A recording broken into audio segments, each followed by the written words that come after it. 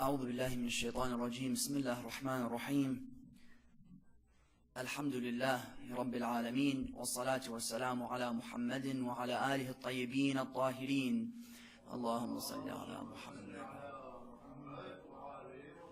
صلى الله عليك يا رسول الله صلى الله عليك يا أبا عبد الله يا رحمة الله الواسعة ويا باب نجاة الأمة يا ليتنا كنا معكم سيدي فنفوز فوزا عظيما. قال الله سبحانه وتعالى في القرآن الكريم وقوله الحق وهو أصدق الصادقين وأحسن القائلين بسم الله الرحمن الرحيم فلا وربك لا يؤمنوا حتى يحكموك فيما شجر بينهم ثم لا يجدوا في أنفسهم حرجا مما قضيت ويسلموا تسليما. صدق الله العلي العظيم. Respected brothers and sisters in Islam, Assalamu alaikum wa rahmatullahi wa barakatuh. Religion can be seen in one of two ways, either as a stimulator or as a psychological number. A lot of times you'll see certain mentalities that are existent in the mind of some towards religion allows religion to be, rather than a source of motivation, rather than a source of invigoration, rather than a source of stimulation, a source of numbing to the mentality of insan. In what way? Let me explain. Submission towards Allah subhanahu wa ta'ala many times is misunderstood as being a passive element within the mentality of some. In what way? Because when we ask the question, is submission towards Allah subhanahu wa ta'ala a source of motivation, or is it a source of what? Passivity. Because sometimes you'll see he'll be sitting down and he'll tell you, I'm submitted to the path of Allah subhanahu wa ta'ala. I'm submitted to what Allah azza wa jal wants me to do. Therefore, what am I going to do? I'm going to sit down in my house. I'm going to raise my hands. I'm going to do dua because I'm submitted to Allah subhanahu wa ta'ala. Therefore, whatever Allah azza wa jal wants to happen would happen. You'll see some kind of people. He takes the notion of submission and rather making it a source of strength, the way it's supposed to be, and we'll come and see how submission can be a source of strength, he makes submission a source of passivity. Now, how do we know this isn't the case in Islam? Because we know Allah subhanahu wa ta'ala makes Islam a very practical religion, not a religion of pure theory. One of the saddest things you'll see is that Islam many times is simply portrayed and given as a source of theory, not a source of practicality. That you'll see religion has its place, then life has its place. You tell him now, you just learned certain things in the masjid. Why don't you apply it in your life? He'll tell you, no, that was for the masjid. That was for the 10 days of Muharram. Those were the 30 days of the holy month of Ramadan. Life is different. Allah Azza wa Jalla never intended life to be separate from religion. He intended religion to be what? To be the mold of life. Not life is in one place, then religion is in a completely other place. That's why you'll see when you come to the Holy Quran, you'll see whenever they wanted something, they first had to do it. Let's see. Musa alayhi salam had to strike the stick before the sea would split. He had to do something. Allah Azza wa Jalla will tell him, اضرب بعصاك البحر. Look at the blessed verse of Allah Azza wa Jalla. He would say, strike the sea with the stick. Maryam alayhi salam, did the palms simply start shaking when she asked them to? Did the date come falling into her lap simply by her asking? No. Allah Azza wa Jal tells her, He tells her, Ya Maryam, وَهُزِّي إِلَيْكِ بِجِذْعِ النَّخْلَةِ تَسَّاقَطُ عَلَيْكِ رُطَبًا جَنِيًّا. Allah says, and shake the tree so that the dates could fall onto you. Meaning, Musa had to strike the sea so it can split. Maryam had to shake the tree so the dates can fall. Even you'll notice when Allah Azza wa Jal speaks to the people of Musa, perhaps within the Holy Quran, He tells them, enter the Ard al-Muqaddasa, enter the sacred lands. Along these lines, Allah Azza wa Jal tells them, He says, فَإِذَا دَخَلْتُمُوهَا, once you enter it, you'll be victorious. The notion is what? Allah Azza wa Jal says, initiation is on you, yet participation is on me. And what do we want? We want to sit down foot on foot and see the blessings coming in. And I mentioned this before. Allah says, initiation is on you. After that, participation is on me. I don't participate in your life simply without you initiating. Initiation is completely on insan. That's why when you come to the blessed verse in the Holy Quran, Allah subhanahu wa ta'ala tells you and I, He says, Bismillah ar-Rahman ar-Rahim, وَالَّذِينَ جَاهَدُوا فِينَا لَنَهْدِيَنَّهُمْ سُبُلَنَا. He summarizes this whole philosophy. He says, those who struggle in our way, will guide them to our paths. Therefore, this is the problem. Submission could be seen as synonymous by some as passivity. Yet when you come to the vibe of the Holy Quran, how do we find a solution for this problem? Firstly, when we come to the Quran, we'll see the very vibe and aura of the Holy Quran is a very practical vibe. A very encouraging and stimulating vibe. Look at the whole theme of the Holy Quran. The approach of verses. Allah is always poking at you, waking you up. For example, look at how He speaks to Rasulullah. Ya ayyuhal muddathir, qum fa'andir. Yes? Oh muddathir, stand up and warn. A very poking mentality. Stand up, do something. قُلْ سِيرُوا فِي الْأَرْضِ فَانظُرُوا كَيْفَ كَانَ عَاقِبَةُ الْمُكَذِّبِينَ. Perhaps mujrimeen. Allah Azza wa Jalla uses a number of verse in this same form of a verse like this. Mujrimeen, the criminals, and so on and so forth. Therefore, Allah Azza wa Jalla is always poking, always telling you, قُلْ إِن كُنْتُمْ تُحِبُّونَ اللَّهِ. Say, if you love them, let them do this. Don't do this. It's a very practical approach. Therefore, this is why when we come to the Holy Quran, we'll see the word Ayn, Mim, Lam, because I mentioned before that each word has a root to it, a trilateral root to it, three-letter root. Ayn, Mim, Lam, being the word Amal, action. How many times is it mentioned in the Holy Quran? 360 times. Ayn, Mim, La is mentioned within the Holy Quran. That Allah Azza wa Jalla is telling you, Islam isn't simply a religion of theory, it's a religion of practicality as well. This is why when we come to certain verses, Allah Azza wa Jalla doesn't only say have iman. You'll notice a lot of times it says aminu wa amilu salihat. Those who have iman and also do good action. Because iman without action is simply good feelings inside of the human being. And action without iman is what the atheist does. There's no motive to it. He may tell you it's just for me. You tell him, why do you do it? Well, it's for my own good. Is there an element further than that? He'll tell you, yes, for the good of society. Question, how do I know what's good for society? The terrorist thinks what he's doing is good for society. You see people walking around naked, perhaps in forests in the Amazon and in Africa. He tells you this is good. Good becomes very relative if there isn't faith or religion or morality to set the border around it. That, in other words, morality, the border of it is faith and iman. Therefore, I cannot have action without iman, nor can I have iman without action. It's an interdependent relationship between the two. For this reason, Allah says, الَّذِينَ آمَنُوا وَعَمِلُوا الصَّالِحَاتِ in a plethora of verses. Those who have belief and do action as well. Now somebody may say, is theory part of a religion? Absolutely. Yet today one of the saddest things is that we begin to see that theory takes precedence over the practical aspect. Let me give you an example. This has two problems. When I take theory over practicality, two problems begin to emerge.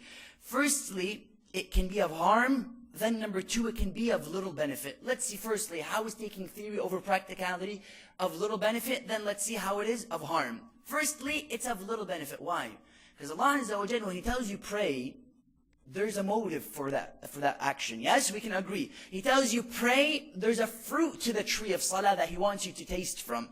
There's an outcome, there's a result that He wants you to be introduced to. What is this result? Allah Azza wa Jalla tells us, Bismillah ar-Rahman ar-Rahim, Inna salata tanha anil fahsha wal munkar. وَلَذِكْرُ اللَّهِ أَكْبَرُ. Allah Azza wa Jalla tells us. He says, indeed, salah prevents you or keeps you away from fahsha and munkar. In essence, evil. Salah keeps you away from evil. Therefore, if there is salah without evil, we'll see there's a problem. In other words, what do I mean? If there is salah, yet evil still takes place in the character of the individual, there's problems. Meaning there's a disconnect between the theory and between the practice.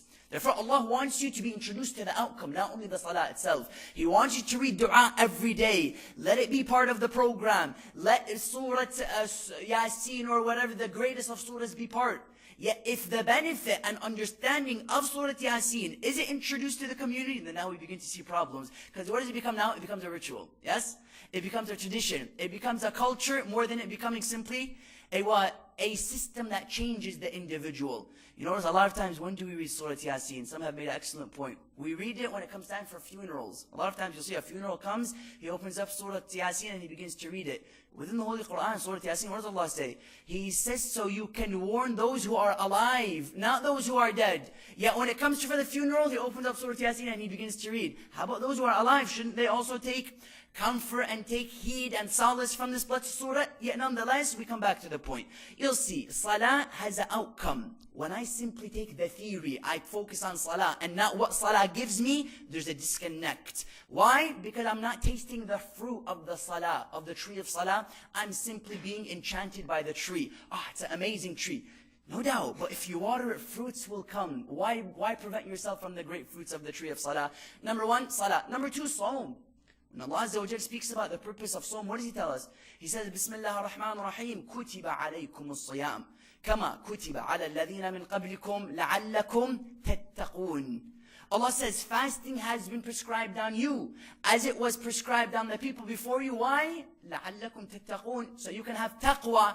If I simply focus on salah, and I don't focus on the purpose of salah, I'm being prevented from the fruit of taqwa, from the tree of fasting. And then on a third level, which is very important, you come to majalis of Imam al-Hussein alayhi salam. Majalis of Imam al-Hussein alayhi salam are essential, no doubt. They are what keep the remembrance alive, or at least we can say one of the elements that keep the remembrance of Imam al-Hussein alayhi salam alive. Sometimes what do you see? You'll see that he comes to the majlis, but there's a disconnect from the benefits of the majlis. That it becomes what? The four walls of this masjid, or however many walls may be in this masjid, become what? It becomes a prison to the majlis of Abu Abdullah al-Hussein, besides it being a springboard. It's a vital one. Sometimes the mosque becomes what? It becomes a prison to the majlis of Imam al-Hussein, besides it being what? Besides it being a springboard. Only in the mosque would the name be mentioned. Close the door, you've just closed the message with it. Muharram, it's like a cage. It's like a little bird in a cage. You close the cage for 355 days. For 10 days, open up the cage. Let the bird fly. Let us see how beautiful the bird is. The days are done. Put him back in the cage and close it. Same thing with Ramadan. 300 and however many days, he's imprisoned. The bird of Ramadan. The bird of Quran. The bird of supplication. He's imprisoned. Yeah, Ramadan comes, open it up, let it fly. What is happening here? You begin to see what? You begin to see an injustice done to it. It becomes of little benefit. It becomes more of a culture than a religion. That now you'll see the youth with the same tongue that he says, Labbaika ya Aba Abdullah, with the same tongue you'll see him consuming alcohol. You go into certain places in America, you'll see the same youth who is mentioning the name of Imam al-Hussein alayhi salam, the same exact tongue, with the same breath, with the same effort, he's mentioning four-letter words. He's doing ghiba. You tell him, wasn't that the same tongue? SubhanAllah, this tongue is very interesting. It could be the means to Jannah, it could be the means to Jahannam. Look at the words of Imam Ali alayhi salam. He says, its size is small, but its impact is devastating. SubhanAllah. The size of this tongue is very small. You cut this tongue, you put it on a scale, what is it? Not too many. It doesn't weigh too much. Yet its impact is devastating, that Hitler with his oratory powers was able to lead a nation, able to conquer a nation, able to dictate a nation. Yet also you look at Rasulullah with his tongue, no doubt his actions more than his tongue, he was able to bring people to the path of Allah Azza wa Jal. Therefore you begin to see there's a disconnect. Now, of course, when I mention Rasulullah, we know that it was indeed his actions. No doubt the sermons played a role, yet we know that it was the actions of Rasulullah that brought people to the religion of Rasulullah sallallahu alayhi wa alihi wa sallam. Therefore, Allahumma salli ala Muhammad wa ala Muhammad. That's why Allah Azza wa Jal doesn't mention the oratory skills of Rasulullah within the Quran. He praises his akhlaq. وَإِنَّكَ لَعَلَى خُلُقٍ عظيم لقد كان لكم في رسول الله أسوة حسنة. That it was indeed the actions of Rasulullah that played a primary role in bringing people to the religion. خُلْقٌ خُلُقْ عظيم, as Allah Azza wa Jalla refers to it. Yet nonetheless, his tongue played a role. Therefore, we come back to the main point. You begin to see a disconnect between the attendance within the masjid, between the love in the masjid, between the devotion in the masjid, and outside of the masjid. That salah removes evil. Sawm brings taqwa.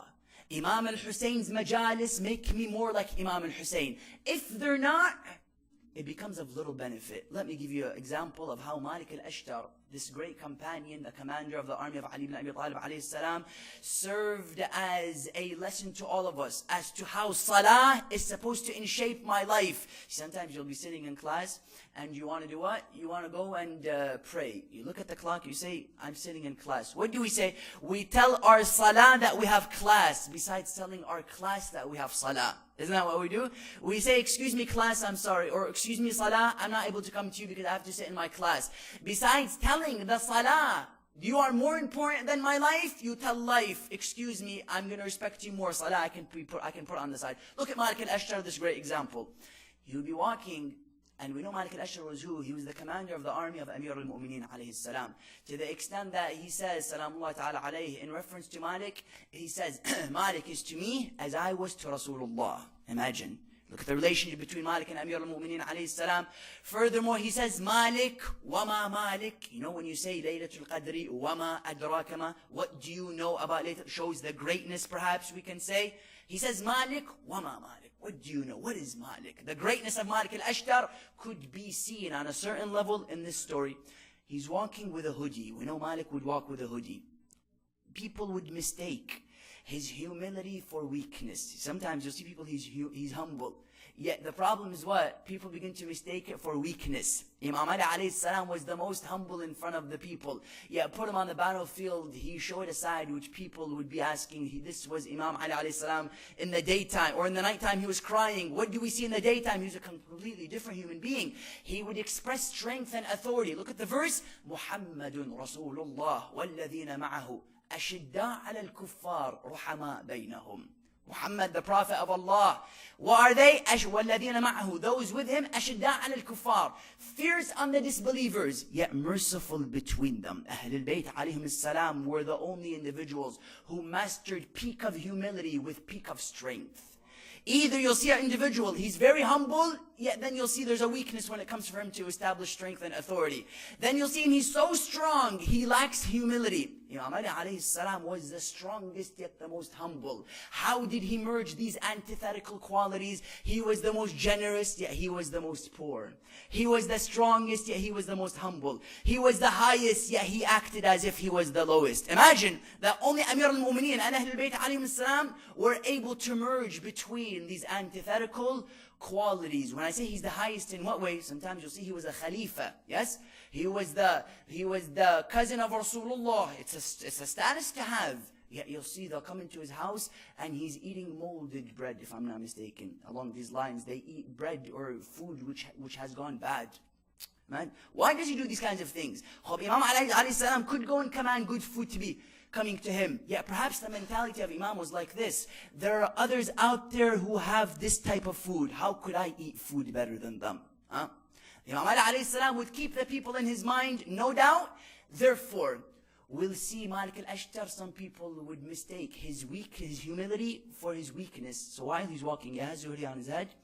They take a stone, you know, these dates that we have. He would take the seed of the day and he would pelt at who? Malik al-Ashtar, radiyallahu ta'ala an.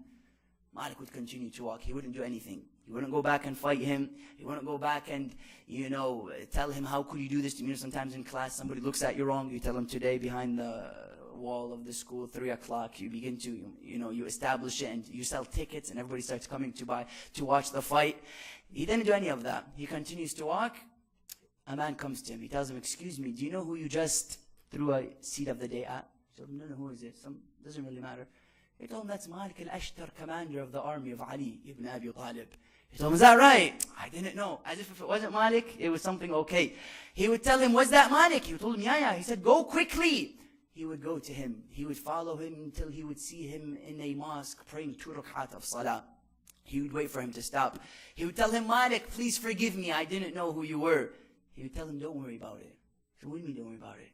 He told him, do you see these 2 rak'at I just prayed? He told him, yes. He told him, I just prayed these 2 rak'at asking Allah Azza wa Jal to forgive you.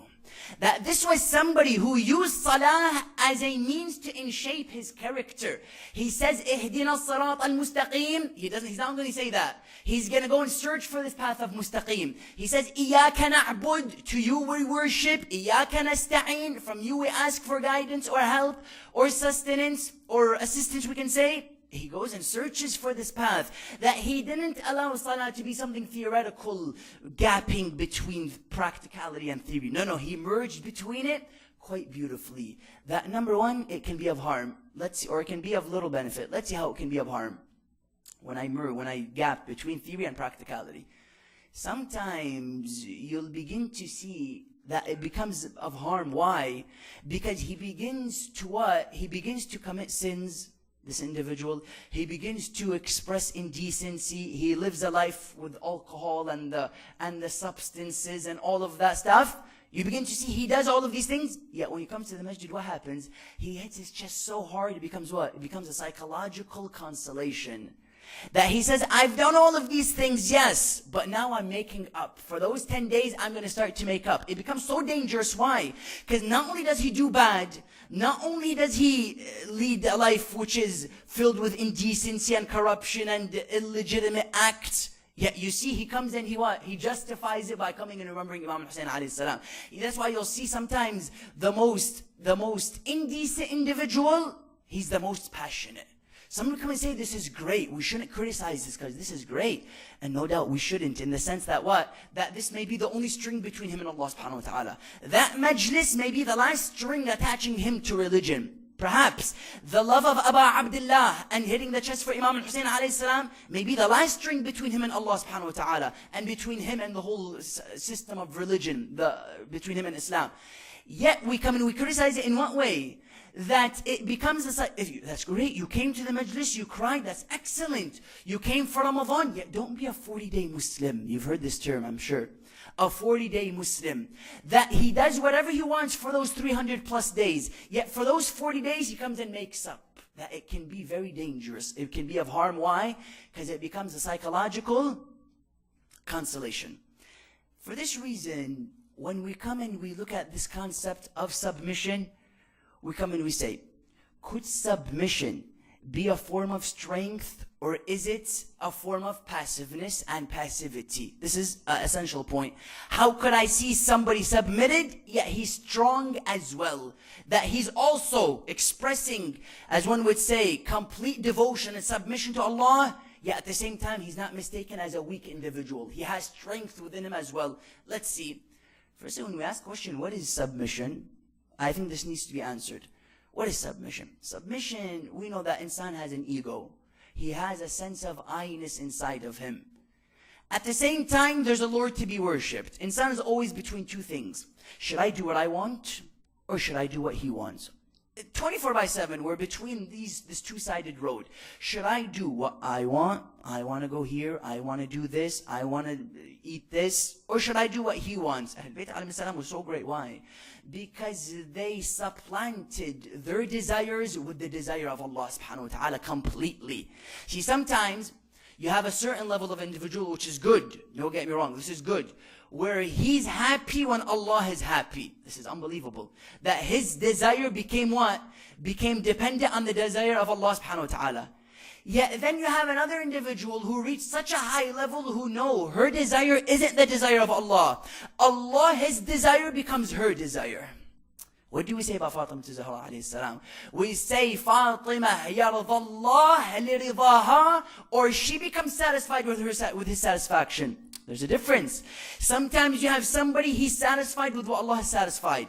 There's another individual who knows so high, so elite, that Allah becomes happy when she's happy. Not tarda Fatima lirda Allah. No. Not Fatima is satisfied with the satisfaction of Allah. Allah is satisfied with the satisfaction of Fatima. What kind of a level is this?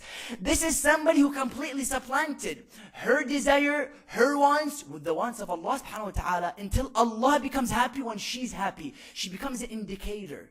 She becomes a gauge. She becomes the litmus test. That he's happy when she's happy. Now ask the question, did she die mad at certain individuals?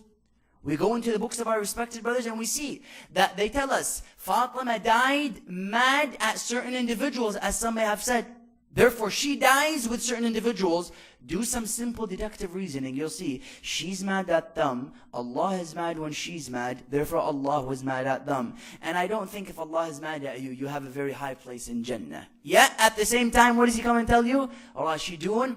And so on and so forth. And our intent is here to spread discord and disunity. No. It's just to mention what's in their books so I can go home feeling confident with my beliefs. Yes?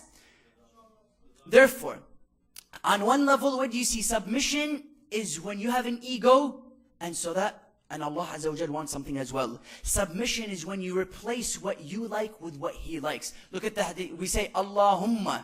We say, oh Allah, answer my dua, ij'al ridai min ridak. Along these lines, our supplication tell us, make my satisfaction with your satisfaction. Rida Allah, ridana Ahl al-Bayt. They come and they say, satisfaction of Allah is our satisfaction, Ahl al-Bayt. Therefore, what is submission? Submission is to do what He wants regardless of what I want. Now what I want becomes irrelevant. Now when you look at this, it makes life so much easier. Does He want it? Yes or no? There's only two answers. Does He want it? Yes or no? If it's yes, I do it. That's it. Do you know how many things this makes easier? And I'll come later on to the point where submission is a means to faith. In what way? That should I have faith and then submit? Sometimes you speak people tell you, I need to understand hijab, then I'll wear it. I need to know salah, and then I'll start praying. Should I submit, or should I have faith and then submit? Or do I submit, then Allah will bring the faith? We'll answer this later on. Therefore, submission, you have an ego and you have Allah. Submission is when I put what Allah wants over what I want. Now, what happens when I do this? A number of things. Firstly, what begins to happen is that I become the responsibility of Allah subhanahu wa ta'ala. My victory becomes the victory of Allah. And there's an essential point to be made before I make this point. Firstly, I make sure what I'm doing is right. This is the process to being submitted. 3 stages to being a submitted individual. Firstly, I ask, is the act right? Is what I'm doing right? I answer this question. If it's right, I go on to act upon it. I've concluded, yes, it is the right thing to do. Allah subhanahu wa ta'ala wants it. Then I act upon it. The third element is vital. What happens after that does not matter at all. Absolutely irrelevant. When an individual does something sincerely, he does something of submission to Allah Azza wa Jal, whatever happens after that is it's 100% irrelevant. I fight, I know it's for Allah. I'm killed or I kill, it doesn't matter. I do something, I know it's for Allah. I win in the business, I lose, it does not matter anymore. I wear the hijab, I know Allah wants it. People like it, they don't like it, it doesn't matter. I speak, it's for Allah, to satisfy Allah Azza wa Jal, so I can be a promoter of truth and a defamer of evil. After that, what happens? It does not matter at all. That firstly, I ask the question, is it right? If it is, I act upon it. Whatever happens after that is absolutely irrelevant. Now somebody may say, how do I know what is right and what is wrong? Because we receive a lot of emails as human beings. An email from my nafs. How many enemies do we have? This world can be our enemy. This nafs could be our enemy. Shaitan and his whispers, as we spoke about yesterday, could be my enemy. So many enemies. How do I know what is spam, what is junk, and what goes to my inbox? Because sometimes, what do you see? You'll see all of it, I send it to my inbox. Well, there may be a virus. Sometimes you get a message from somebody, and it's some link. Whenever you get a link and it doesn't say anything, please do not click it. Because the minute you click that link, you're going to become a source of a virus for others. Because we've had emails sent to us, and they want to put us in the same trap. That you'll see they send you the spam, they send you the junk, they send you the inbox. How do I know where an email is supposed to go? How do I know where the email is coming from? Is it coming from my nafs? Is it coming from Allah? Or is it coming from shaitan? Or is it coming from this world and society? The biggest solution is what? Is to see the foundation of that thought. Whenever an individual has a thought, he asks the question, what's the foundation of this thought? You go back and you boil it down. You ask yourself, I want to do this. Insan has to be very critical of himself. Self-introspection is a great means to get to know Allah subhanahu wa ta'ala. Because the minute you know yourself, you know who? You know Allah. Man arifa nafsah فَقَدْ عَرِفَ رَبَّهُ, as Imam Ali alayhi salam may have told us, or even Rasulullah perhaps had always mentioned, also mentioned this narration. What does it say? He who knows himself knows his Lord. That I ask the question, where is this source coming from? Because it's very dangerous. I'll give you a simple example. Some people may suffer from the problem of wiswas, shak. Sometimes I remember being with one brother, he would do wudu, he would do it again, he would do it again. Tell him, what are you doing? For the first time he'll tell you, oh, there's sand particles, I have to do wudu again. You do it again, and eventually you'll see this person who is the most religious, this wiswas could destroy an individual. This idea of shak, you're always doubting, is what I'm doing correct? Because sometimes he'll think it's good. No, I'm pure. This is a sign of my purity. I want to make sure that I'm doing it correct. Without him knowing, this is a means of shaitan to get you disgusted from religion. Because you do it once, then you'll repeat it again. You'll do it a third time. Before you know it, you say, to heck with this religion. What kind of religion is this? A religion that's making my life so difficult. Where Islam comes and says, Allah Azza wa Jalla does not want to make life difficult for a human being. He wants to make it filled with ease and comfort. Yes? And Allah, usr or yusr. Does Allah want usr or yusr? Difficulty or ease? No doubt Allah wants this life to be an easy life. Yet sometimes insan complicates it. This wiswas is completely from shaitan. Allah is based on yaqeen. If what I'm doing, sometimes you're doing wudu and a doubt comes to your mind. Did I do it correctly? If you repeat it, not knowing that you should repeat it, then this is shaitan messing around with us. The minute I have a doubt, I go back to the Risala Amaliyya, be it of Ayatollah Sistani, may Allah prolong his life, or whoever it is, my marja', I go back and I make sure, how is wudu supposed to be done? How is salah supposed to be done? What are the inside and out of this certain act? That when it's based on doubt, this is when you see problems. Because knowledge is to doubt as water is to fire. The minute I put knowledge into the mind, shaitan can never mess around with me when it comes to doubt. Because doubt is what? يَظُنُّونَ بِاللَّهِ الظُّنُونَ. It's one of the greatest enemies between us and Allah Azza wa Jal. Sometimes we think Allah is this angry God. We doubt Him. How many times have we doubt? Sometimes. Because insan is a victim of his imagination if he doesn't know how to control it. Sometimes you'll walk down in a basement, even if you were as a child, and you feel as if, there's a monster or the snake is going to come and bite you. It's completely imagination. Yet, Allah Azza wa Jal comes and tells us, أَنَا عِنْدَ ظَنَّ عَبْدِي. Look at the hadith. Hadith Qudsi. A hadith, what Allah Azza wa Jal tells us, yet is not within the Holy Quran. What does He say, Azza wa Jal? He says, I'm at the doubt of my servant. However you see me, I'm going to see you. And I mentioned this previously, the reciprocal relationship, that I am at the doubt of my servant. If you doubt me, in essence, what's going to happen? You're not going to see me as this strong Lord who is able to do anything. Therefore, your potential becomes limited as well. That the Christian, what do you see? The Christian, when he crucified his Lord with him, he crucified his hopes and his aspirations as well. That yet when your Lord is this absolute Lord, this has an unbelievable effect on you as an individual. Let me give you an example of how Imam Ali alayhi salam would use the absoluteness of Allah to give him strength as well. Because sometimes we can say this, that we're a reflection of how we see the Lord that we worship.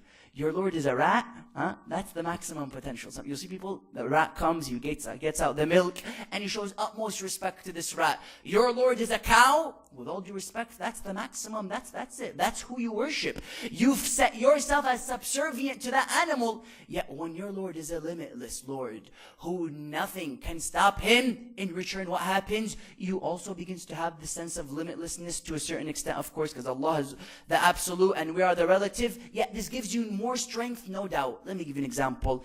Imam Ali alayhi salam in the Battle of Siffin would go back to back with Malik al-Ashtar. He would put his back on Malik, Malik would put his back on Ali ibn Abi Talib, and they would begin to fight. So they say one day in the Battle of Siffin, Malik is fighting, Ali is fighting. While they're fighting, they have a conversation. He tells him, Ya Ali, Ya Amir al-Mu'mineen, I killed the same number of people as you. He tells him, what do you mean, Malik? He said, Ya Amir al-Mu'mineen, you said Allahu Akbar 70 times. Therefore, whenever you kill somebody, you say Allahu Akbar. I killed also 70 people. Therefore, we killed the same exact number of people. Look how Imam alayhi salam shows to him that I see through the eyes of Allah Azza wa Jal. I don't kill anybody. Because when my Lord is limitless, this gives me strength and I begin to do things with wisdom and hikmah and basira and yaqeen. Look at what he tells him. He tells him, Malik, you may have killed the same number of people as me. Yet there's a huge difference between the people you kill and between the people I kill. He told him, what's the difference? He told him, Malik, when you kill somebody, you kill him. You may not know him, you may not know his lineage. He told me, yet when I kill somebody, I look 7 generations down his lineage. If there's one good individual, I wouldn't kill that human being in front of me. That this is somebody who has understood Allah Azza wa Jal is limitless. Nothing can bring him down. Therefore, I as well am going to do what? I'm going to see things through the eyes of Allah. Are we putting Ali ibn Abi Talib at the same level of Allah? No. Because the greatness of Ali is that he was a servant to Allah. Look at the line of poetry some have mentioned. He says, I wonder about those who say Ali is God. If Ali was his servant, how great of a God we have. Nice lines of poetry. That Ali ibn Abi Talib alayhi salam, his greatness was his servitude, wasn't it? Does he come and tell you and I, كَفَانِي عِزًّا أَنْ أَكُونَ لَكَ عَبْدًا, speaking to Allah Azza wa Jal, وَكَفَانِي فَخْرًا أَنْ تَكُونَ لِي رَبًّا.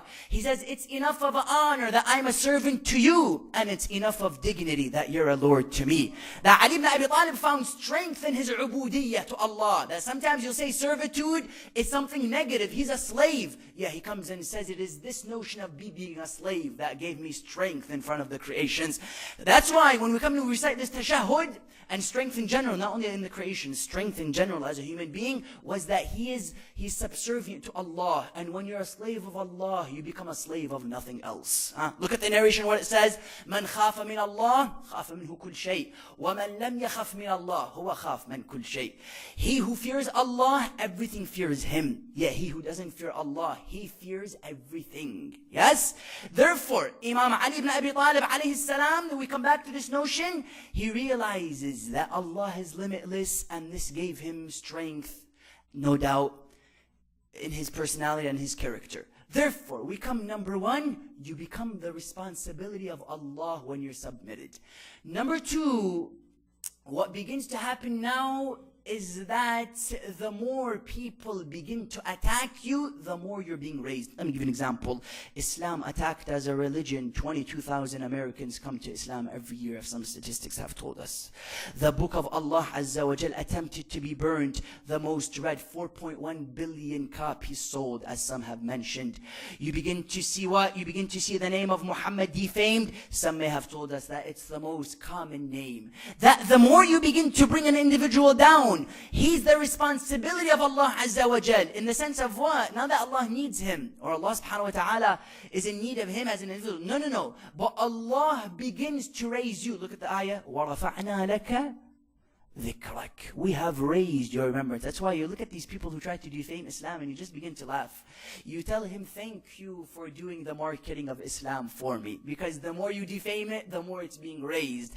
And you see he comes and tries to burn it. People are more interested. What is this book? You blame them as being the ones who led to certain terrorist acts in the States. People are more interested in Islam.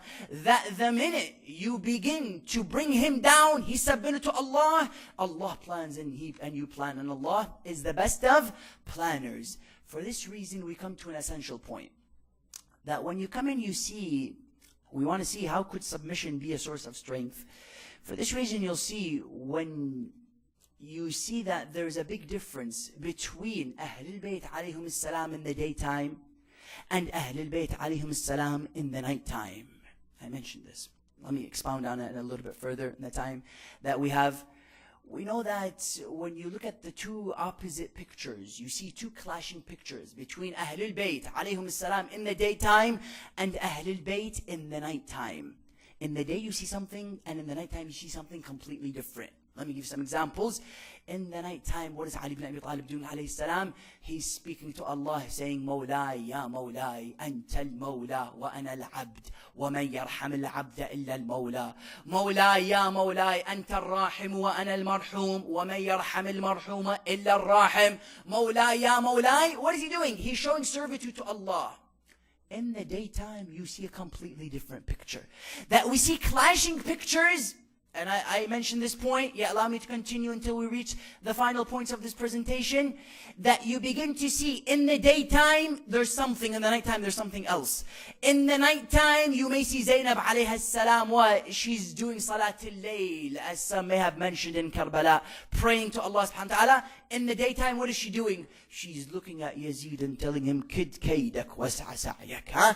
Count your days. Your days are numbered. Your companions are numbered as well.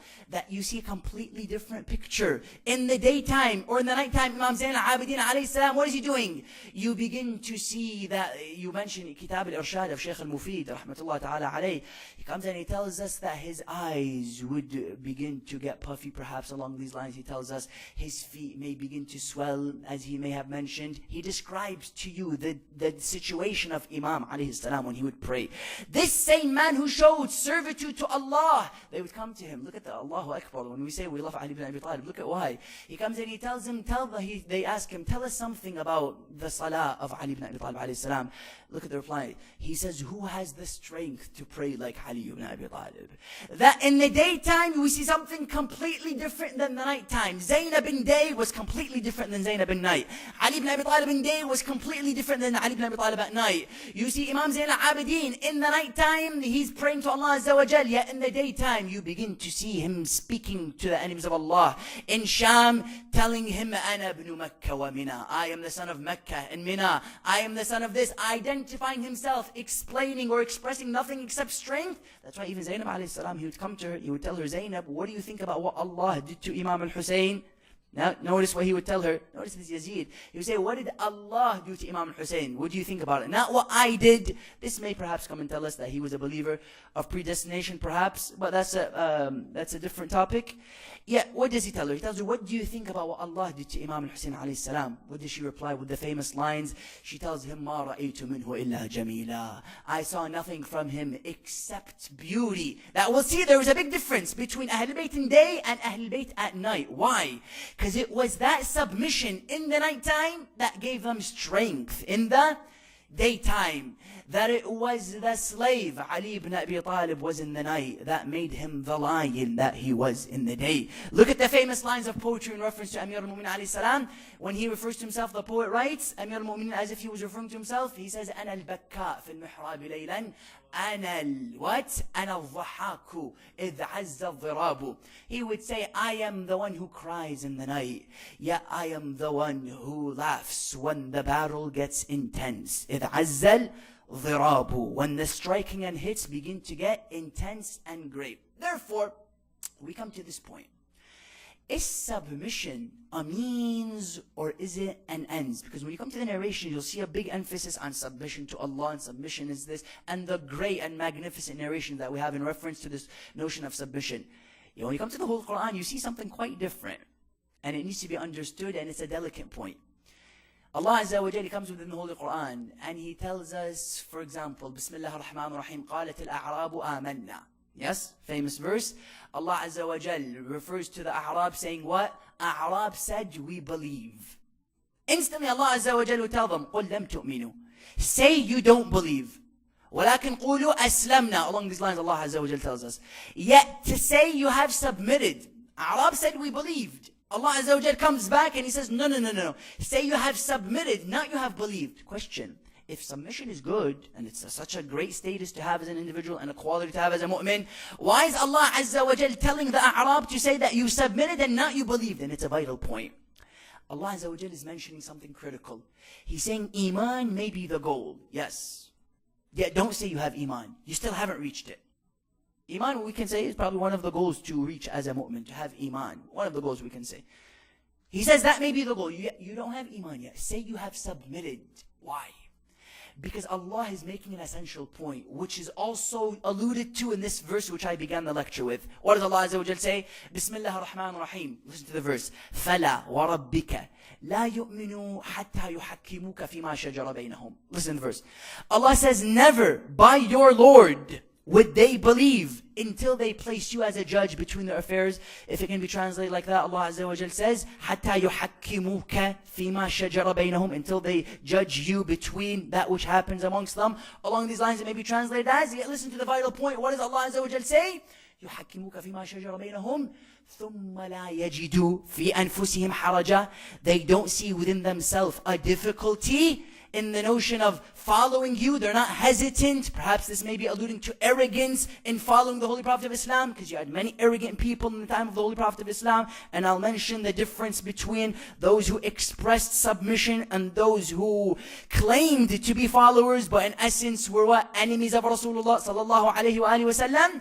He would say, حتى يحكموك فيما شجر بينهم ثم لا يجدوا في أنفسهم حرجا. They don't see in themselves a difficulty or a lack of ease. Haraja may be translated as.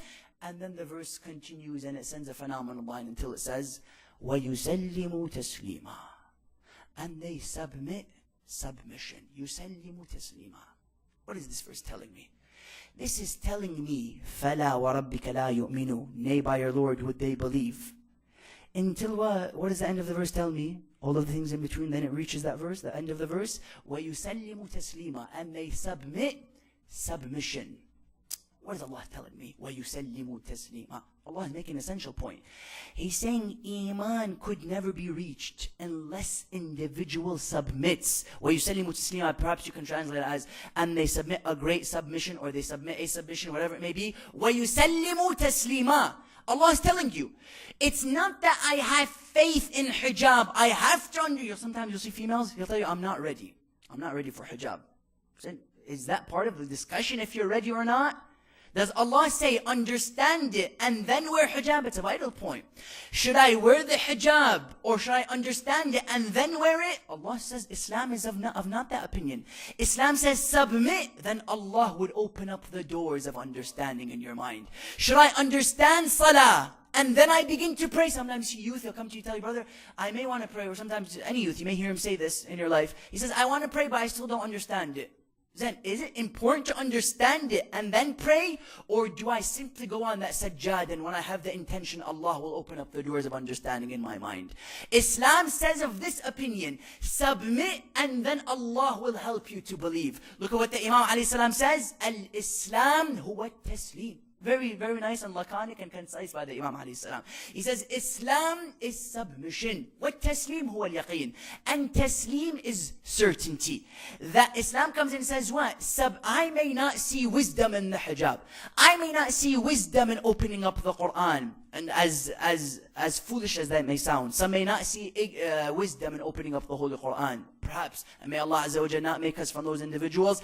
I may not see wisdom in coming to the masjid. Perhaps you may have certain people. Yet, is that the discussion? Allah says no. Submit and I'll make you understand what it is. Bow down and I'll show you the pleasure of sujood.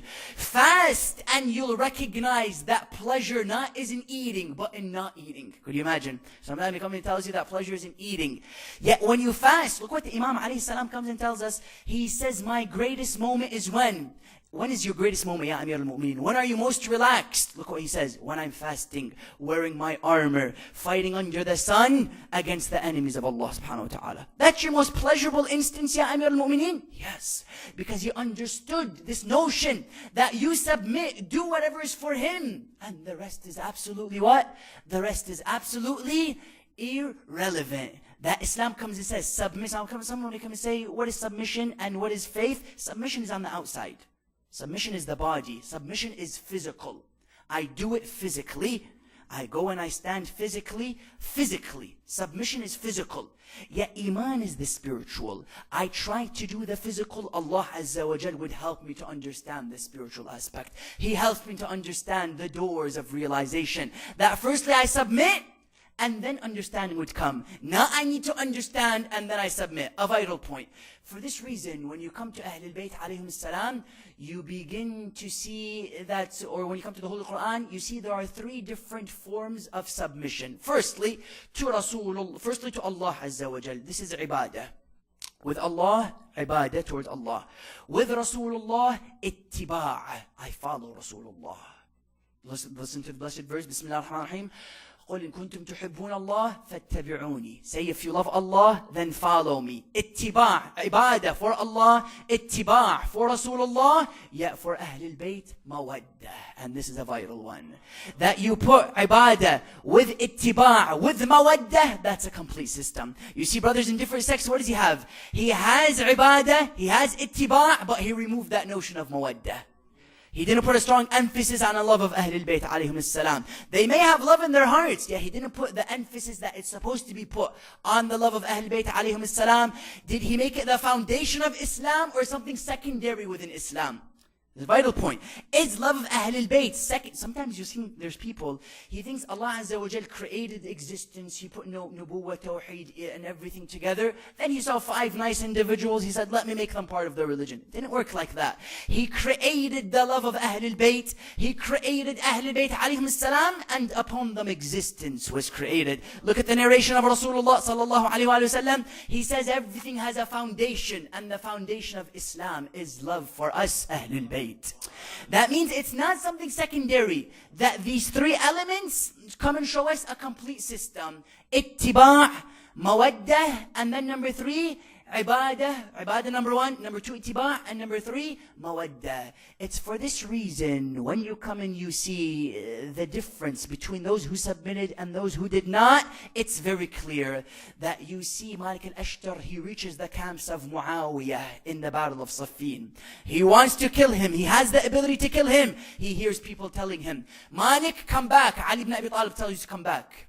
When we come back, I have the chance to finish Muawiyah. This is the peak of evil, the epitome of hatred towards Rasulullah sallallahu alaihi wasallam. He comes back. That right there shows us how great Malik is.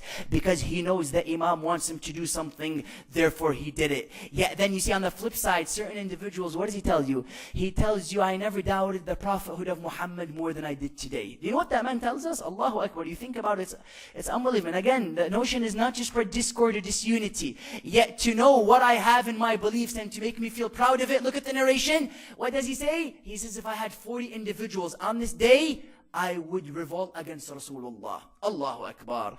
And for this reason, that when you come to the practical level, the hadith comes and says that Rasulullah praises certain people. He says, كَانَ لِي فِي مَا مَضَى أَخٌ, that I had a brother in the past. يُعْظِمُهُ فِي عَيْنِ صِغَرُ الدُّنْيَا فِي عَيْنِ يُعْظِمُهُ فِي عَيْنِ صِغَرُ الدُّنْيَا فِي عَيْنِهِ. He says, I had a brother in the past. What makes him significant in my eyes was that he saw the world as insignificant in his eyes. And then he continues to show us, to leave us with this last point before we continue towards the rest. What do we see? He would say that وَكَانَ إِذَا بَدَهُ أَمْران. How could I be submitted on a practical level to end it? إِذَا بَدَهُ أَمْران. If he was left between 2 situations, يَنْظُرْ أَيُّهُمَا أَقْرَبْ إِلَى الْهَوَى. He sees what's closer to him and to his desire. فَيُخَالِفُهُ. And he goes against it. That today I ask myself, what is it that I want to do? I want to drink water right now? Wait 5 minutes. This creates discipline in the individual's character. I want to eat something? Wait 5 minutes. That creates discipline and submission to Allah Azza wa Jal. We can say to Allah subhanahu wa ta'ala. That Urafat say, you want to drink something? Wait a little bit, then drink it. This creates submission, or we can say discipline in the character of insan. Bismillahir Rahmanir Rahim. Allahumma salli ala Muhammad wa ali Muhammad wa ajil farajahum. Allahumma ansur al-Islam wal-Muslimin wa akhdhul al-kufra wal-munafiqin wa ayyid ulama'ana al-amilin برحمتك يا أرحم الراحمين. وصل يا رب على محمد وآل محمد.